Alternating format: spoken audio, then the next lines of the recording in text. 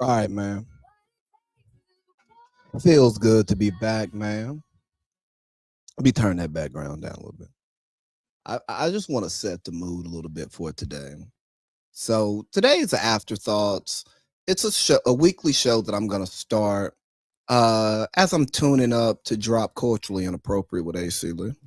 This is culturally inappropriate. This is culturally inappropriate. Yeah, just to remind y'all, culturally inappropriate with AC Lee is coming soon. I don't know when it's coming because it's just I'm not ready.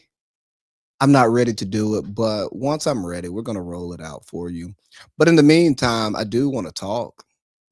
I want to talk about stuff. I want to kind of recap the shows I do, Village Vets and Washington Winning, because I like talking on the mic by myself, and also when you're having the conversations and you kind of spin out, I don't always get to make my points. And there are certain conversations that I want to elaborate on or even respond to. So I'm going to use this show to do that. And I may or may not introduce a new topic, especially in the open, You had just background music playing for you just to set the mood.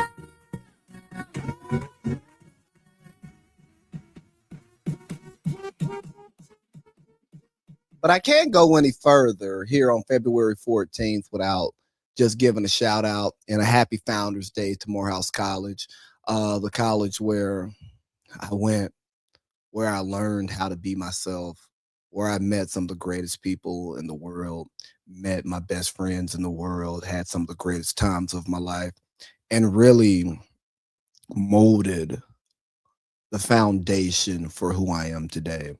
And I'm forever grateful for that. And God bless you. We love you, dear old Morehouse. But hey, it's also Valentine's Day. And it's Valentine's Day. I ain't doing that on Valentine's Day, baby. Got to go to work in the morning. And I'm sitting here talking to you all. And, Valentine's Day, it had me thinking because we didn't talk too much about Valentine's Day on the show. It's two men shows talking about man stuff. And Valentine's Day is not really a man's holiday. You just spend a little money to make her feel good, give her the things she wants, show you how much you love her, and typically she returns you with the gifts that you're gonna get, the gift that keeps on giving.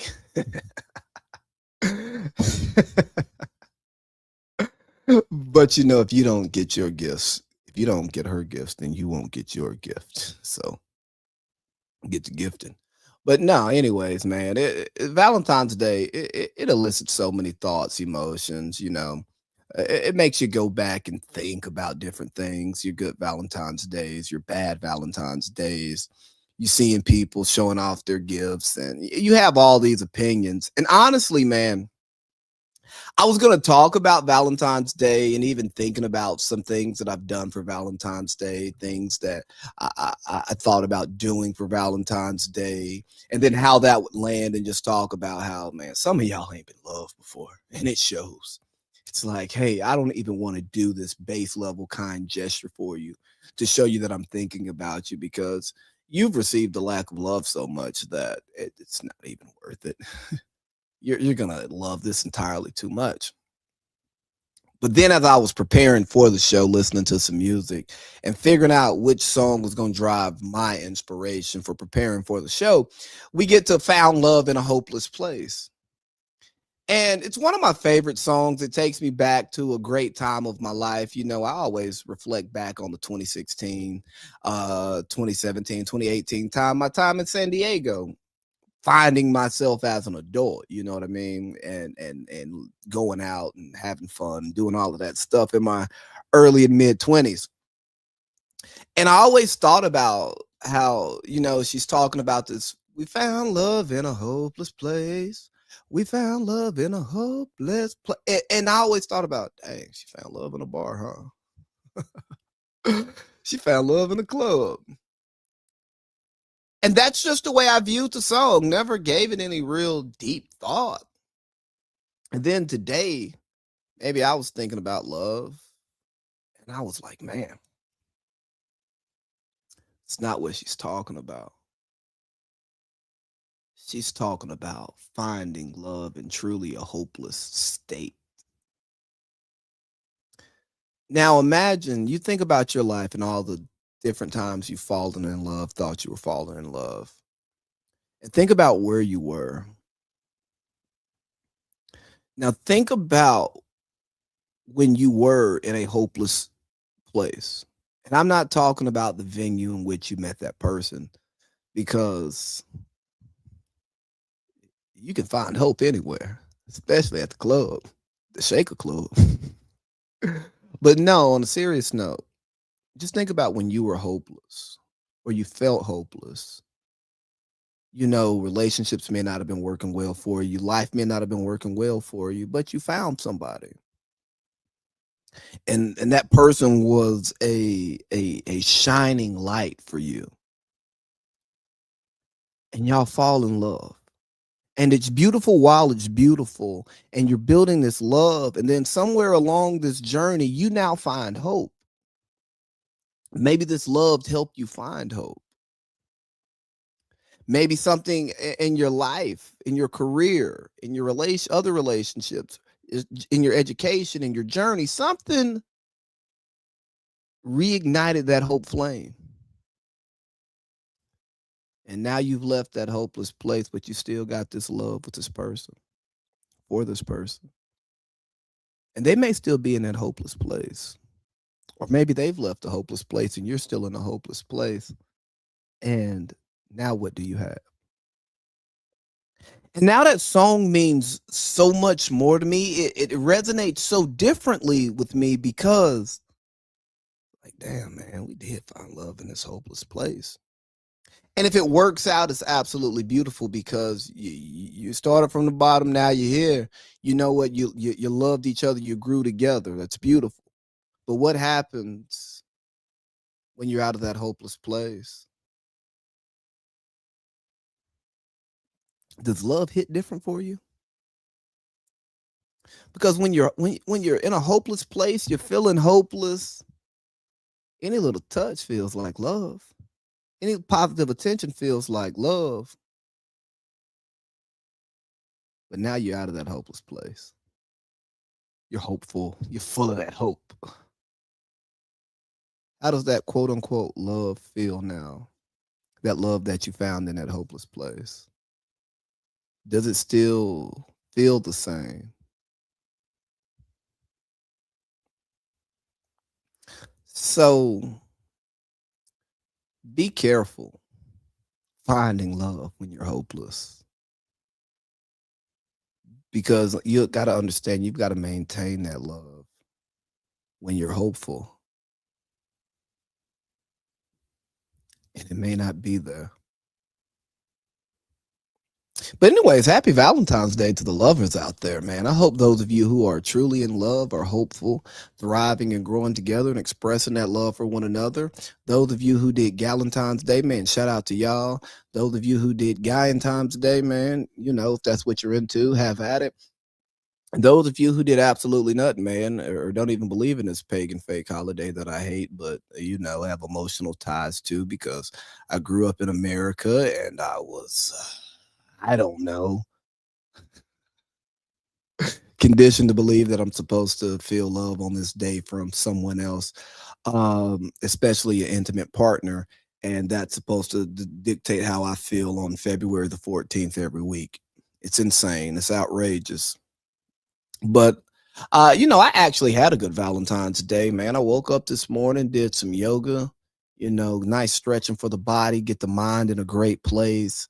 And then I went and watched some middle school all-star basketball. You know, I love getting out there and just watching the kids be kids and be in those environments and stuff. So it was a good time and got to talk to some people while I was there. Nonetheless, about some things we want to do in this here great Bartow County community. Excuse me. Excuse me. But anyways, so yeah, the point of this show is I'm just going to rehash topics, get my thoughts off, and we're going to try to make this a 20-30 minute show. We'll see how it goes though, because I'm long-winded and we're already 10 minutes in. So first thing I wanted to talk about was the Super Bowl halftime show. And a few things I kind of wanted to dive deep on the Super Bowl halftime show is who cares about it? Honestly, why does it matter?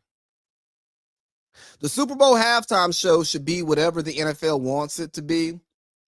And what we've shown that it's become is a tool to attract more eyes to the game. So that's exactly what the NFL did. They grabbed somebody outside of their main demographic, put them on their biggest game, knowing that these people would watch at least a halftime show, but probably the game, have the game on. And maybe they'll like football. Maybe they'll keep watching football. And it was like the most streamed halftime show in history. Good freaking job, NFL. So if you don't like it, then you don't watch it. You walk out the room, you go take a piss, you go walk around the corner, you go eat, you do whatever, or you flip the channel, or you just complain about it like I did when Macklemore performed. It's simple. But it shouldn't be a political talking point. It shouldn't be a media talking point. Because in the grand scheme of things, it's not that significant. And now Bad Bunny is being investigated because of something that he's done, because of his performance, because of its effect on the kids. Shout out to George Carlin, man. I've been listening to a lot of Carlin. And Carlin talks about how when the powers that be want to push a certain agenda, they'll blame it on the kids. Well, hey, this wasn't for the kids. Or maybe you explain to your kids, hey, what they're doing right there is dancing. And also, what some people should know, the less cultured of the bunch, that some of the provocative or perceived provocative dancing in Latin culture or in Caribbean culture, it's not provocative. Yeah, there's grinding, there's hip movements, but it's just cultural dancing. And as somebody who grew up, in the twerk era, bro, it's just dancing. You go get some twerk from Shorty and it ain't mean nothing. I mean, it could mean something special now at this age, three song twerk. It's time to go to work. But but it's just dancing. And if you can't have that conversation with your child, or you choose not to censor that, it's not that big of a deal. But the Super Bowl halftime show doesn't really matter. It doesn't have to be a media talking point. It doesn't have to be a political talking point. But in a game where we're all slaves to dollars, that's exactly what we're going to do, because we know that this is a hot topic and we know that people are going to have responses to it. So then we're going to generate this quasi faux conversation and then make money off of it. And it's actually going to, hit certain people emotionally, and they're going to have responses to it, and it's going to shape how they live and think. So you got to be careful of the media that you consume, because follow the money and just say, is this an actual issue? Does this really affect anybody? Him showing his cultural heritage, does that matter? Him making a statement that, hey, all of the Americas, this is America. Does that really affect you? I mean, it's just somebody saying something. If you feel threatened by it, don't be so damn sensitive, I guess. I don't know. And another question I ask, and this is more so for the libs out there who want everything to always be a statement. Does the halftime show have to be a cultural statement? Does it have to be a protest? I heard Boomer Esiason, shut up, Boomer. He was upset about some Winter Olympic athletes using their platform to speak about their issues with what's going on in America. And people applaud him for it. I do too. And some people say, oh, more should speak up. Or not. That's the beauty of freedom of speech. That's the beauty of being a protester, an agitator, is that everybody doesn't do it. And for those who push the message that everybody always has to make a statement every time they have a platform or they're on a large platform, no, you're dumbing down your message if you're one of those people who's actually pushing something. Because if everybody's pushing something, then we're pushing nothing. If everybody's an activist or an advocate, then nobody's an activist or an advocate. Because you can never mass power in one direction. You can never stick out and lead the pack if everybody's doing the same thing. It's just like that nonsense T.I. said, and we're going to talk about it on the Village Vets Tuesday, talking about how schools just train people to join the workforce. Well, no shit. You need a workforce. Everybody doesn't need them to take a stance. We need sheep. Because guess what? When you take that stance, you, the shepherd, you need some sheep to follow you. You need some people who just do exactly what you say do, don't think, they down with the calls and go.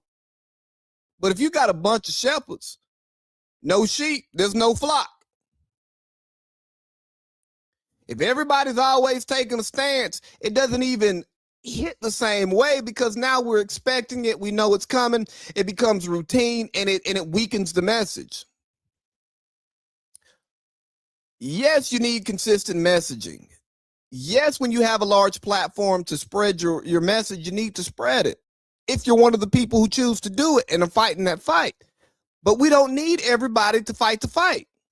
We need some people to fall in line because it becomes the status quo thing to do. We need some people who don't like it but don't object to it because they're, for whatever reason, they feel threatened by a movement. And I'm not calling for a movement. I'm just saying in general. Look at what we have going on in the country today. There's stuff that we see that we don't like. But we shut up if it doesn't affect us. And our quality of life could be affected by speaking out. We all do it to some degree. It just depends on what it is. But it's Black History Month. We celebrate our great Black leaders, those advocates who fought for us. Well, what if everybody was an advocate fighting for us? We wouldn't have these great leaders to celebrate because there wouldn't be a movement that created a progression for the African Americans, the Black people, the so-called Negro, whatever you want to be in this country. Again, I'm not knocking Bad Bunny. I'm not knocking anybody who chooses to do it. I support it. I support it even when I don't support what you're expressing. I thought the Turning Point USA halftime show was stupid, but I still support their right to do it. I just didn't support the actual thing. I'm not outraged by it. Hell, I wouldn't have cared if half the viewership left the Super Bowl halftime show and went to Turning Point. I ain't want to hear Kid Rock up there. I wanted to watch Bad Bunnies and them Bad Bunnies. You know what I mean? Work my hood like Bad Bunny with them Bad Bunnies. But again, that's me. I'm not asking you to be me. I just hope you listen a little bit. Let me see if there's anything else from Village Vets that we talked about that I cared about. It's going to be hard to do this in 20 minutes. We talked a little bit about the line in podcasting and the whole Jeff Teague and Zaire Franklin situation. At the end of the day, man, just be respectful to the people that you work with on the show. And I get it. You rage bait. You're trying to get your numbers up. But at some point, there has to be a group of us with microphones that are responsible with our microphones, and we respect what it means to have people's ears. And we don't get so caught up into making money that we forget about the power that the microphone has. He who controls the media can control their minds. So if you can have influence on people's minds and the way that they think, you have to take that seriously. And again, there's nothing wrong with doing little stuff for entertainment, man. We do it here to add a little spice to the conversation. We embellish and stuff like that. But at the same time, I believe that people with a platform and a microphone owe it to their listeners to give them authentic stuff and to look at me doing what I was just telling the Super Bowl people. Not, you don't have to have a message. Now I'm telling people to pot. You see how we're hypocrites? You see how we're hypocrites? See, that's the beauty of it. And that's the beauty of what we're doing here is if I notice my hypocrisy in the middle of something, I'm going to call it out. And I'm going to say, hey, I'm still a hypocrite. I think we should be responsible with microphones. Again, if that's not what you do, cool. There are people I don't listen to. They make a lot of money. They're good at what they do. They're great. But I don't necessarily like what they say or how they go about talking about people and stuff like that. Maybe I don't like their business structure. Maybe I think their opinions aren't theirs. They've been bought. And I don't think people should do that. But at the same time, I can't say do what works for you and then tell somebody not to do something. So I don't like that. Work in progress. And the last topic that I wanted to hit here on this wrap up, these afterthoughts, is, we talked about James Pierce. And I think Parlay Pete and I did a great deep dive. We talked about the football side of it. We talked about domestic violence side of it. And honestly, we didn't talk too much about the victim. And some people will say this is irresponsible. Some people will say it's us being misogynist, whatever the case may be. But for us, because we disagree with that type of behavior so much, it goes without saying that that's wrong. So now, instead of focusing on what we already established as poor behavior, let's get into the nuances of that conversation to try to break down more than, hey, this is wrong, yes or no. Yeah, cool, easy. Let's figure out how we get here. Let's figure out how we avoid these things from happening. Let's figure out how we take this terrible incident and turn it into a learning moment for the people involved, but also those outside who are experiencing these things or may experience these things in the future. Let's figure out, hey, James Pierce needs to be punished, but also he needs to be reformed, because if he's done all of this, he's probably done it before, which means he's likely to do it again. Just being honest. Again, allegations, if these things, if his actions are true. And that's what we want to talk about. Let's talk about how we can avoid these things. Let's educate young men and young women with the tools to avoid these situations. Let's give people the tools who have been through these situations to navigate their ways out of these situations. You never want to come off as somebody who's inconsiderate, especially when it's domestic violence. And we're talking about, hey, let's normalize talking about domestic violence honestly. Like, hey, let's also hold women accountable to their role in domestic violence situations, while also saying there's nothing verbally that a woman should be able to say to you that puts you in a situation to put your hands on her. But let's also be honest about it and know that it happens. Know that there are people who respond to words. Let's be honest about it and say, hey, we know there are women who will put their hands on men. Yeah, were they provoked? Maybe, maybe not. I wasn't there. I've seen times women were provoked. I've been in a situation with women wanted to do what they wanted to do. But the point being is, let's talk about this honestly. And let's talk about the parts that aren't ever talked about or rarely talked about, instead of focusing on the check in a box, hey, this is wrong, so on and so forth. So in all of that, man, hey, man, go to therapy. Go to group stuff.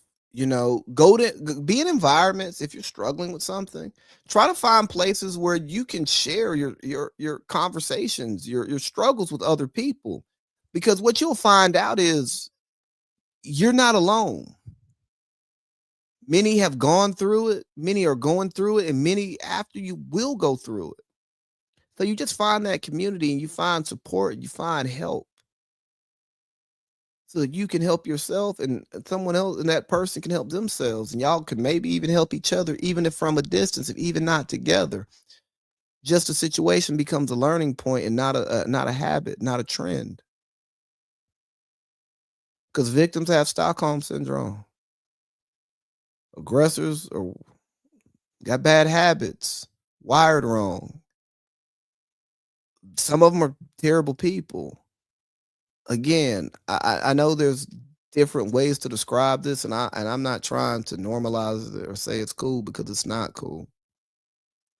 But let's just stop damning people and only damning people when they make mistakes, when they are, wired wrong, when they've been taught wrong, when they've learned wrong, when they're living wrong. Let's try to help them live better. Let's expose them to more information. Let's give them new experiences. Let's give them a higher moral platform to fall back on when they're in stressful situations. So those are just some thoughts from the week based on the topics and stuff we talked about on the show. Hey man, shout out to the lovers. Hope you all had a great Valentine's Day. Happy Black History Month to everybody out there. Black history is part of American history. We're going to celebrate Black History Month until Black history is truly woven into American history. And finally, happy Founders Day to my alma mater, Morehouse College, man. That's that shit that made me. God bless, man. Y'all have a good day. Yeah, I got to find a better way to end this.